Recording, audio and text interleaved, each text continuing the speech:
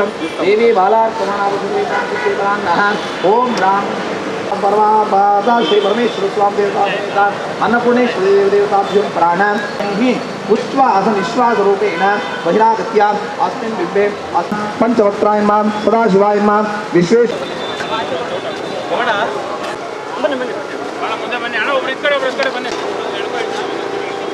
ನಡೆದಾಡುವ ದೇವರು ಎಂದೇ ಮನೆ ಮಾತಾಗಿರುವ ಇರಿವಿದ ದಾಸೋಹಿ ಪದ್ಮಭೂಷಣ ತುಮಕೂರಿನ ಪರಮ ಪೂಜ್ಯ ಡಾಕ್ಟರ್ ಶಿವಕುಮಾರ ಸ್ವಾಮೀಜಿಗಳ 6ನೇ ವರ್ಷದ ಪುಣ್ಯ ಸ್ಮರಣೋತ್ಸವ ಚಿಕ್ಕಬಳ್ಳಾಪುರ ನಗರದಲ್ಲಿ ವಿವಿಧ ಭಕ್ತಾದಿಗಳಿಂದ ಅನ್ನ ಸಂತರ್ಪಣೆ ಮಾಡಲಾಯಿತು. ನಗರದ ಬಿಬಿ ರಸ್ತೆಯ ಬಲಮುರಿ ಸರ್ಕಲ್ ಮತ್ತು ಜಿಲ್ಲಾ ಗ್ರಂಥಾಲಯದ ಮುಂಭಾಗದಲ್ಲಿ ಅನ್ನ ಸಂತರ್ಪಣೆ ಕಾರ್ಯಕ್ರಮ ಏರ್ಪಡಿಸಲಾಗಿತ್ತು. ಶ್ರೀ ಶಿವಕುಮಾರ ಸ್ವಾಮೀಜಿಗಳ ಭಾವಚಿತ್ರಕ್ಕೆ ವಿಶೇಷ ಪೂಜೆ ಸಲ್ಲಿಸಿದ ಭಕ್ತಾದಿಗಳು ನಂತರ ಪ್ರಸಾದದ ರೀತಿಯಲ್ಲಿ ಸಾವಿರಾರು ಮಂದಿಗೆ ಅನ್ನ ಸಂತರ್ಪಣೆಯನ್ನ ಮಾಡಿದ್ದಾರೆ. ಇನ್ನು ಈ ವೇಳೆ ಮಾತನಾಡಿದ ಚಂದ್ರಶೇಖರ್, ನಡೆದಾಡುವ ದೇವರು ಎಂದು ಹೆಸರು ಗಳಿಸಿದ್ದ ತ್ರಿವಿಧ ದಾಸೋಹಿ ಪದ್ಮಭೂಷಣ ಕರ್ನಾಟಕ ರತ್ನ ಪರಮಪೂಜ್ಯ ಡಾಕ್ಟರ್ ಶಿವಕುಮಾರ ಸ್ವಾಮೀಜಿಗಳ 6ನೇ ವರ್ಷದ ಪುಣ್ಯ ಸ್ಮರಣೋತ್ಸವ ಅಂಗವಾಗಿ ಇಂದು ವಿಶೇಷ ಪೂಜೆ ಪುನಸ್ಕಾರ ಮತ್ತು ಅನ್ನ ಸಂತರ್ಪಣೆ ವ್ಯವಸ್ಥೆಯನ್ನ ಮಾಡಲಾಗಿದೆ ಎಂದರು.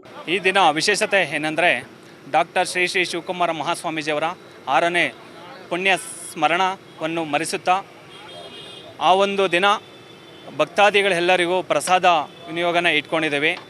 ಅದೇ ರೀತಿ ಸಮಸ್ತ ಜನತಾ ಒಂದು ಚಿಕ್ಕಬಳ್ಳಾಪುರ ಒಂದು ಸಾರ್ವಜನಿಕರಿಗೂ ಎಲ್ಲರಿಗೂ ಒಂದು ಪ್ರಸಾದವನ್ನು ಸ್ವೀಕರಿಸುತ್ತಾ ಅದೇ ರೀತಿಯಾಗಿ ಡಾಕ್ಟರ್ ಶ್ರೀ ಶ್ರೀ ಶಿವಕುಮಾರ ಮಹಾಸ್ವಾಮೀಜಿಯವರ ಎಷ್ಟೋ ಕೋಟ್ಯಾಂತರ ಜನಕ್ಕೆ ಅನ್ನ ನೀಡಿದಂತಹ ಮಹಾನುಭಾವರು.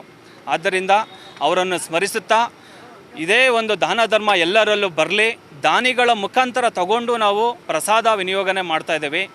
ನಮ್ಗೆ ತುಂಬ ಖುಷಿ ಆಗ್ತದೆ. ಯಾಕಂತಂದರೆ ಅವರು ನಡೆದ ಒಂದು ದಾರಿಯಲ್ಲೇ ನಾವು ಹೋಗಬೇಕು.